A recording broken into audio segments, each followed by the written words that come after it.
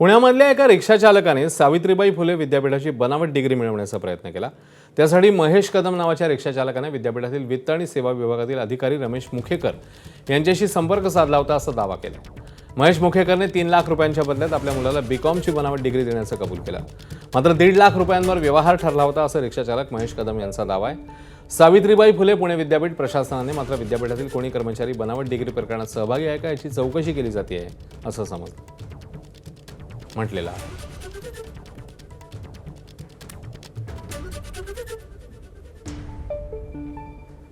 तर या सगळ्या संदर्भात रोहित पवारांनी नेमकं काय ट्विट केलंय ते पाहूया।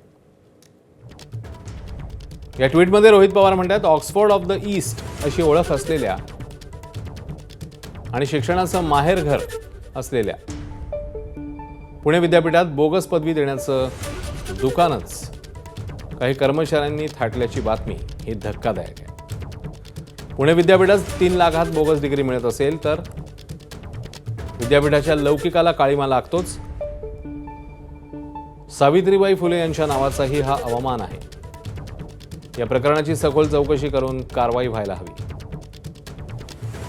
या विद्यापीठाचा कोणत्या विचारसरणीच्या लोकांनी ताबा घेतला यामुळे विद्यापीठाची कशी बदनामी होते याचाही अभ्यास करा। राज्यपाल तथा कुलपती महोदयांनी लक्ष घालावं ही विनंती असं आपल्या एक्स पोस्टमध्ये रोहित पवार म्हणतात।